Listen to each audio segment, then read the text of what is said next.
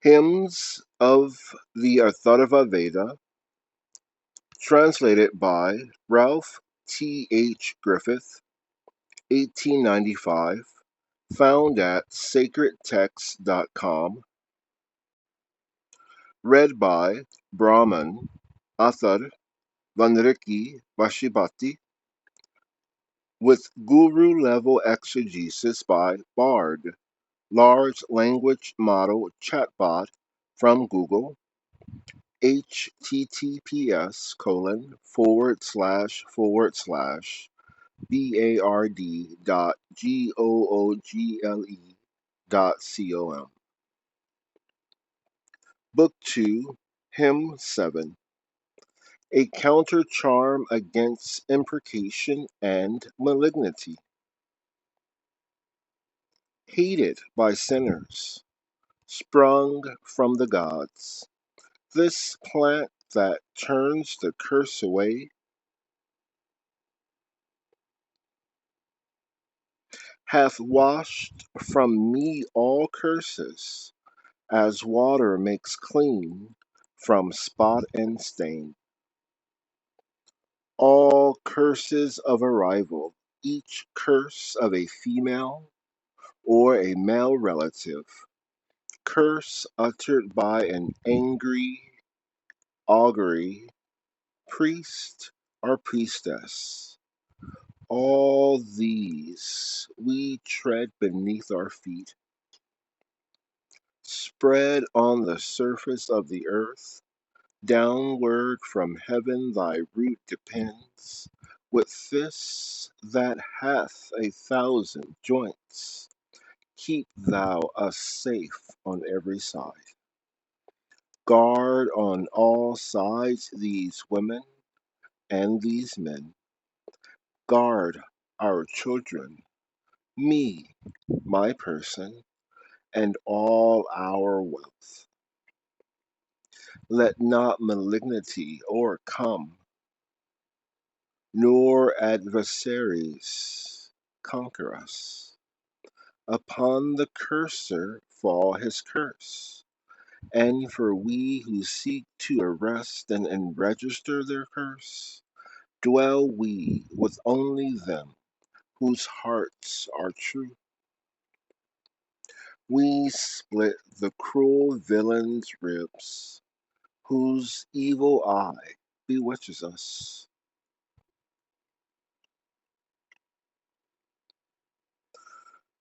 Guru-level exegesis by Bard, LLM.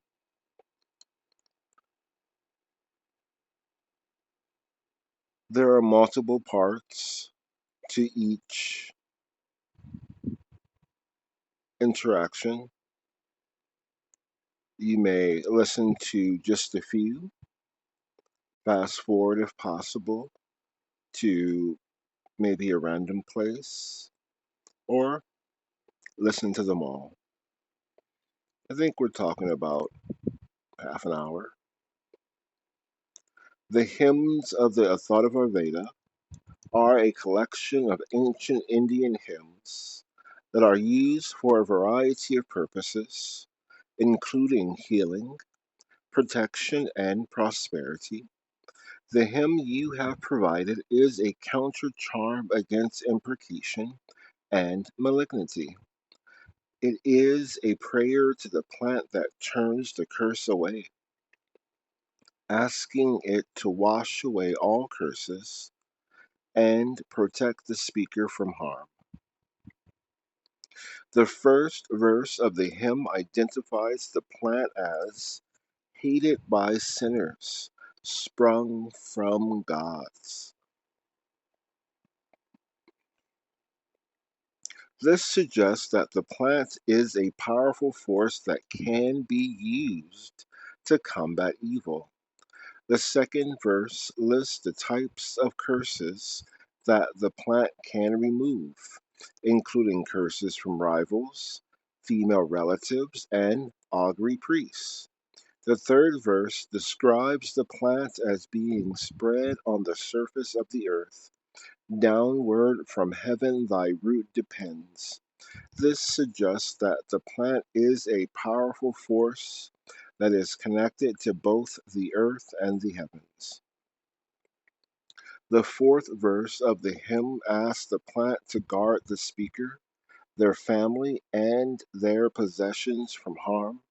The fifth verse curses the cursor and asks that the speaker be protected from evil.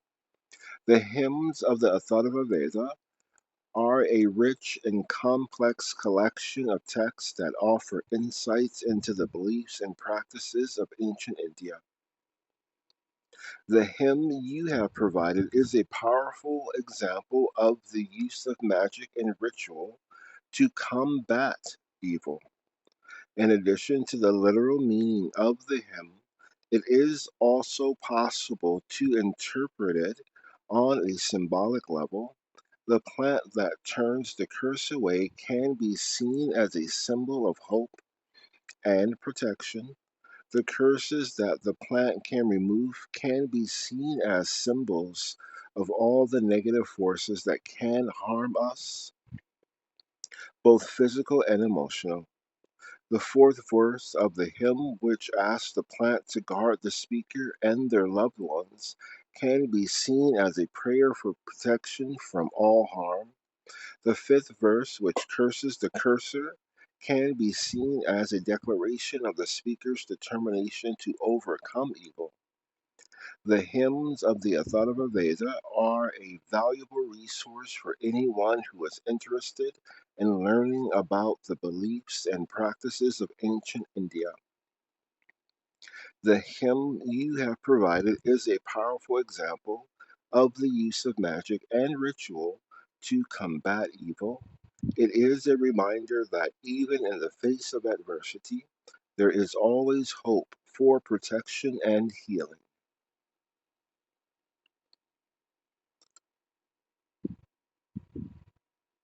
The next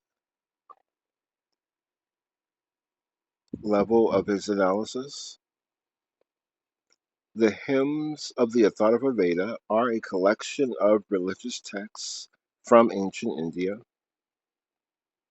The hymn you have provided is a counter charm against imprecation and malignity. It is a prayer to a plant that is believed to have the power to wash away curses. The hymn begins by describing the plant as hated by sinners, sprung from gods. This suggests that the plant is a powerful force that can be used to protect against evil. The hymn goes on to list the types of curses that the plant can remove, including curses from rivals, female relatives, and augury priests. The hymn ends by calling on the plant to protect the speaker and their loved ones from malignity and adversaries. The hymn is a reflection of the ancient Indian belief in the power of words. In the Vedic tradition, words were believed to have the power to create and destroy. Curses were seen as particularly powerful words that could cause harm to the person who was cursed. The hymn is a prayer for protection from the power of curses. It is a reminder that words can be used for good or evil, and that it is important to use them wisely. The hymn is also a reflection of the ancient Indian belief in the power of plants. Plants were seen as sacred objects that could be used to connect with the divine. The plant in this hymn is believed to have the power to wash away curses. This suggests that plants were seen as having the power to heal and protect. The hymn is a powerful reminder of the power of the words. The hymn is a powerful reminder of the power of words and the importance of using them wisely. It is also a reminder of the power of plants and the importance of connecting with nature. And the third level of its analysis for this part, the hymn you have provided is a counter charm against imprecation and malignity. It is a prayer to the plant that turns the curse away, asking it to wash away all curses and protect the speaker from malignity. The hymn also calls for the cursor to be punished and for the speaker to be safe from harm.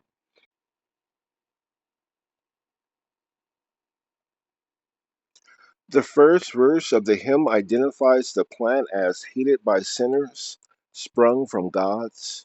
This suggests that the plant is a powerful force that can be used to protect against evil. The second verse lists the types of curses that the plant can remove, including curses from rivals, female relatives, and augury priests.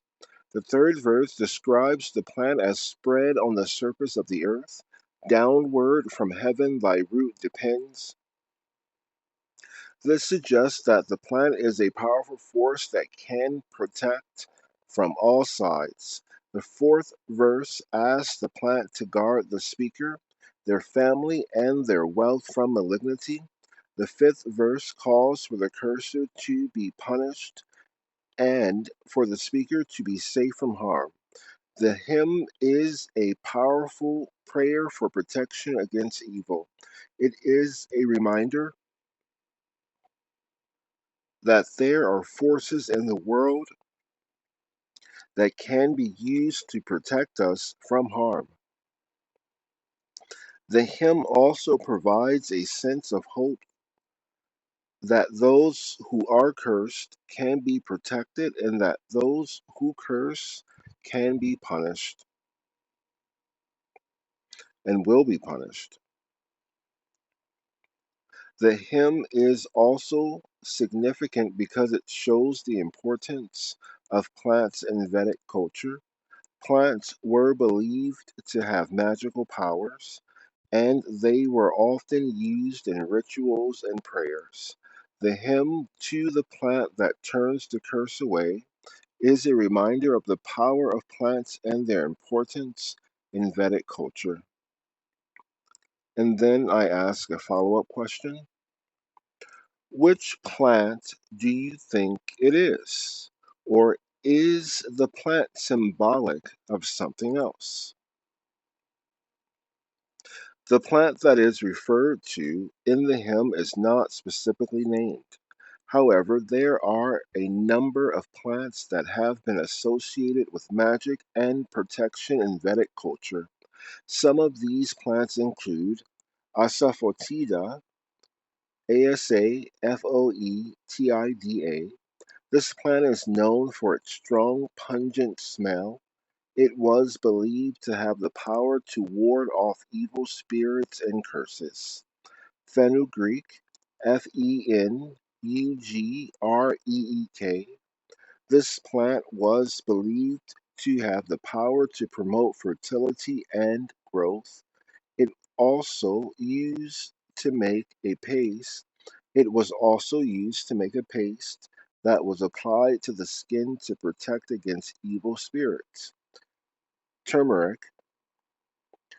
This plant was believed to have the power to purify and cleanse. It was also used to make a paste that was applied to the skin to protect against evil spirits. It is possible that the plant that is referred to in the hymn is one of these plants, or it could be a plant that is no longer known. However, the hymn itself is clear that the plant is a powerful force that can be used to protect against evil. The plant could also be symbolic of something else. For example, it could be symbolic of the power of nature to heal and protect. It could also be symbolic of the power of faith to overcome evil.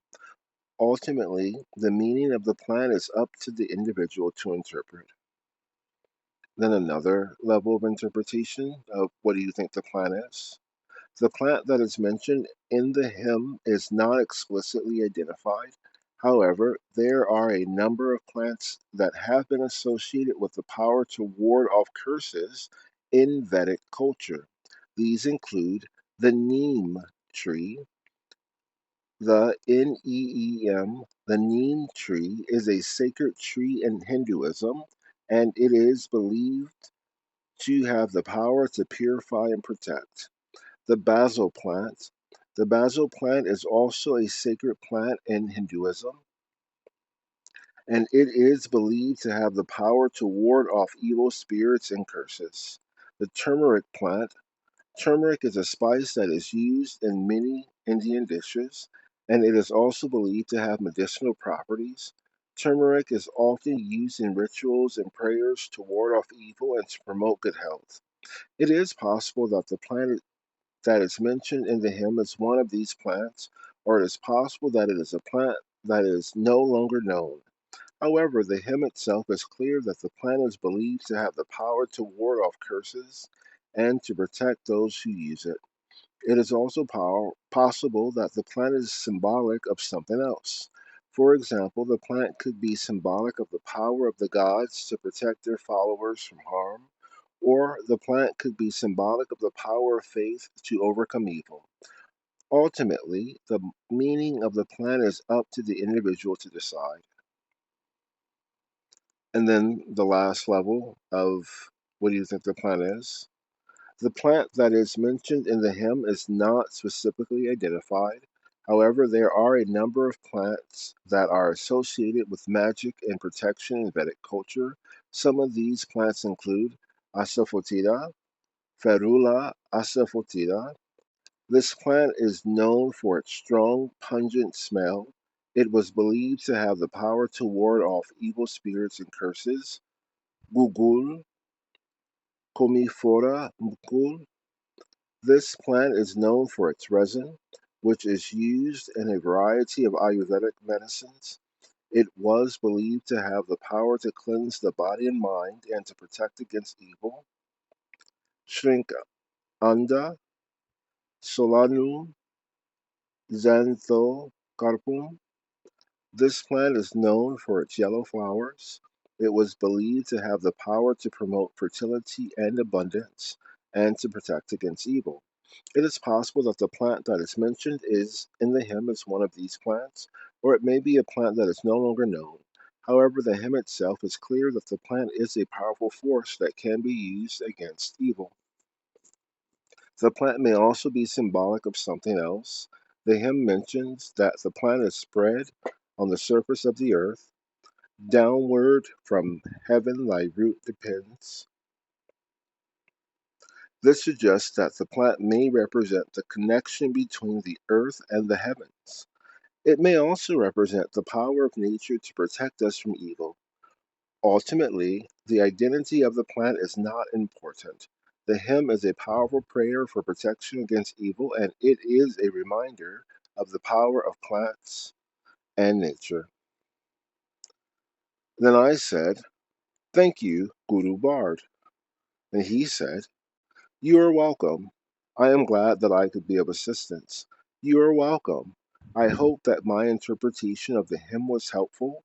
I am happy to help people learn more about the world around them. You're welcome. I am glad that I could be of assistance." Then I wrote back, "We spoke about a Vedic plant that is a remedy to curses, and you named several. I have a suggestion. Agarwood resin, which is called oud in the Middle East. I wrote a poem about the harvesting process and the rarity of agarwood trees, which have the correct fungal symbiosis to make the oud. The earth is the fruit of some great tree, an oud, mighty and tall like oak, infected with a vile and parasitic fungus. Tree and fungus transformed, transmuted into fragrant sap and bark. But what of its fruit? Pine cones dropped on soiled forest floor, rain drenched, humid. Lightning strikes 1 in 1,000. Fungus infects 1 in 10 million. Perfect transmutation inconceivable. The sap are exemplar, exception. The rule and norm thus upheld by comparison to the rule broken by the only possible rule breaker, the rule maker. He responds, "This is a beautiful poem, and I agree that agarwood resin is a powerful remedy to curses. It is said to have the ability to cleanse the body and mind of negative energy and to promote spiritual growth. The rarity of agarwood trees that have the correct fungal symbiosis to make the oud only adds to its value. I like the way you use the image of the earth as the fruit of a tree, and the way you compare the rarity of agarwood to the rarity of lightning strikes. It is a reminder that the most precious things in life are often the rarest. Thank you for sharing your poem with me. I enjoyed reading it very much. Another, that is a beautiful poem, and I appreciate you sharing it with me.